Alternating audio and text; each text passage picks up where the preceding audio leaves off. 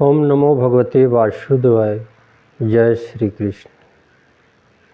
जितना हम लोगों ने पुण्य कमाया है, जितना सत्कर्म किए हैं, जितना अच्छे कर्म किए हैं, उतना दिन तक ही इस मृत्युलोक में सुखी रहने का विधान है। मैं स्पष्ट शब्दों में बता देता हूँ। आज इस गुढ़ ज्ञान को ध्यान से श्रवण करना है कि जितना हमने पुण्य किया है, जितने अच्छे कर्म किए हैं, जितनी हमारी सत्कर्म संचय है, जैसे जितने आपके पास में आपके खाते पे बैंक में रुपए हैं, उतना ही निकाल सकते हैं, ज़्यादा नहीं। तो ठीक इसी प्रकार आपने जितना पुण्य संचय किया है, अपना पुण्य जितना अपने खाता में जमा किया है, उतना दिन तक ही सुखी रह सकते हैं। जब आपका पुण्य समाप्त हो जाएगा तो सुखमय जीवन भी समाप्त हो जाएगा। यह स्पष्ट शब्दों की बात है, शास्त्रों की बातें हैं, भगवान साक्षी हैं। यहाँ आप देख रहे हैं वीडियो के माध्यम से कि ये ठाकुरबाड़ी है, भगवान श्री कृष्ण का मंदिर है, राधा रानी का मंदिर है। तो भगवान कहते हैं कि आपने जितना सत्कर्म किया, जितना संचय किया, उतना दिन तक ही आपको मैं रक्षा कर सकता हूँ। ये विधान है। इस प्रश्नों को भगवान प्रश्नों को उत्तर क्यों दिए, प्रश्न कौन किया, इसके विषय में हम लोग कथा श्रवण करेंगे। उद्धव जी भगवान से प्रश्न करते हैं कि हे स्वामी, हे नारायण, आप तो कृपालु हैं, फिर भी हमने इस संसार में एक दुष्ट व्यक्ति को देखा है जो कि पाप कर्म रात दिन करता है, मंदिरा का सेवन करता है, प्राय स्त्री संभोग करता है, प्राय धन को लूटता है, कपट छल सब उसके शरीर में बसते हैं, वही वो कर्म करता है। फिर भी वो बहुत धनवान है, बहुत समाज में उसको प्रतिष्ठा है, वैल्यू है। ऐसा क्यों? और हे स्वामी, हे कृष्ण, दूसरा व्यक्ति को हमने देखा जो कोई ईश्वर का भजन करते हैं, अच्छे कर्म करते हैं, अपने परिवार में समाज में अच्छे ढंग से चलते हैं, बोलते हैं, कर्म करते हैं, लेन देन करते हैं, फिर भी उस व्यक्ति दुखी रहता है। दुखी इतना रहता है कि हर समय आर्थिक तंगी में रहता है और उसका परिवार भी कष्ट में रहता है, बिजनेस व्यापार भी कष्ट में रहती है। ऐसा क्यों? श्री भगवान अंतर्यामी भगवान कहते, उद्धव, ये तो गूढ़ ज्ञान है, गुप्त बात है। तुमने ये प्रश्न किया सो अच्छा किया। संसार को समझा देना चाहिए, संसार को बता देना चाहिए। इस मृत्युलोक पर ही नहीं, तीनों लोक को बता देना चाहिए कि पुण्य क्या चीज़ होता है।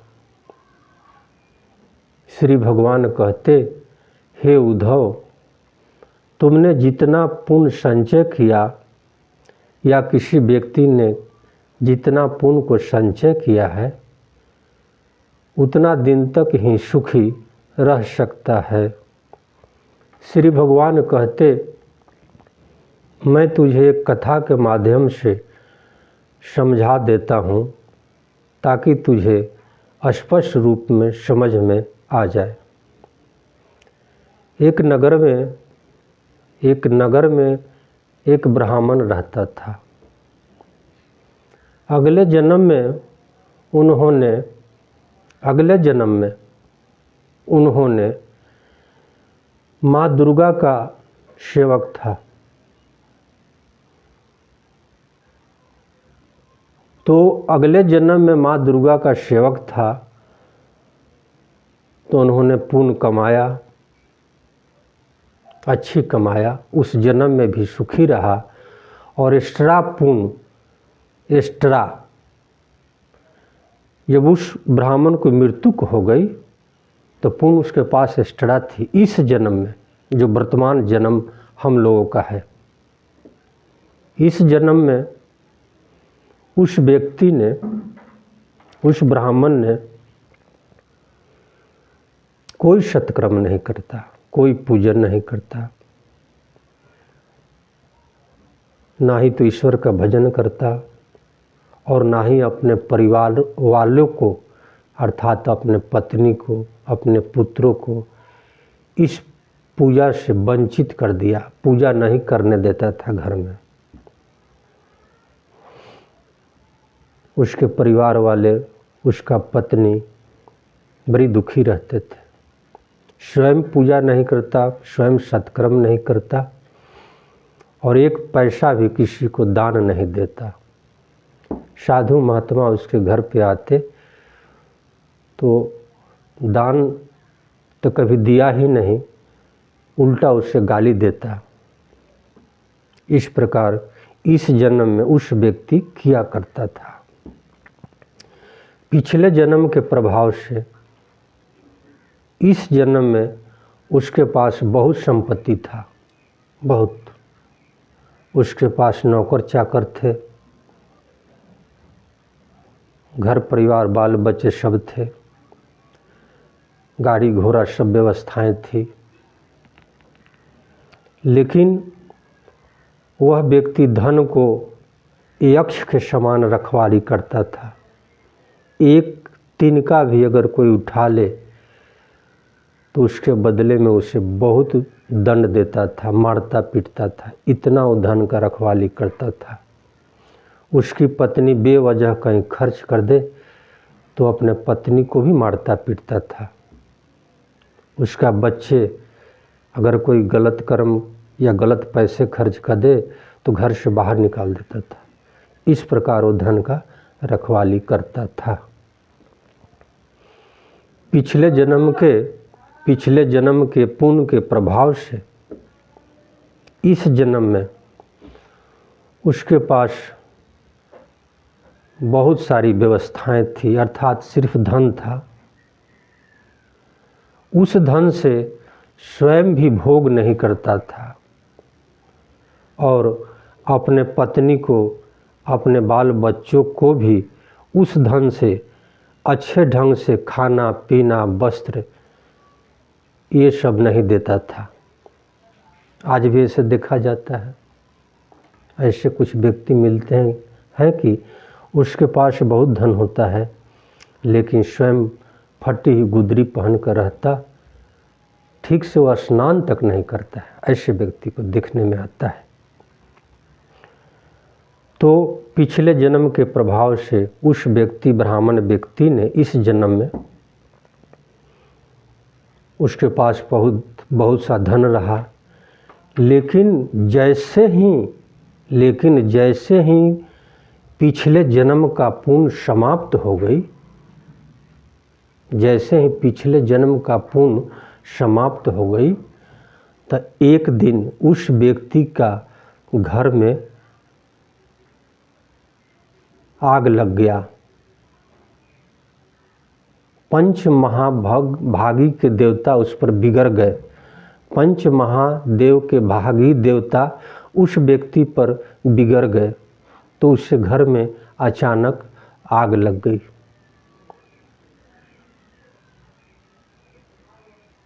कुछ धन चोरों ने चुरा लिया, कुछ धन वहाँ के जो शासक थे, राजा थे, दंड के रूप में हर लिए। जब मनुष्य का पुण्य समाप्त होता है ना, तो नाना प्रकार की घटनाएं होती है। इस बात को आप ध्यान रखें। मैंने ये कथा नहीं कह रहा हूँ, ये जीवन का कर्म कह रहा हूँ। इसलिए हमारे माता पिता, हमारे भाई बहनों, हर समय पुण्य कैसे संचय हो, इस बात को मन में बनाए रखें। अच्छे कर्म करें, भगवान की कथा श्रवण करें, ताकि आपका पुण्य संचय हो। अब कथा को थोड़ा आगे बढ़ाते हैं। उस व्यक्ति को संपूर्ण जितनी धन थी दैविक शक्ति से नष्ट हो गया। पुण्य समाप्त हो गई तो नष्ट हो गई, ये स्पष्ट बात है। उस व्यक्ति को खाने के लिए भी कुछ नहीं बचा। इतनी उसके घर में विपत्तियां आ गई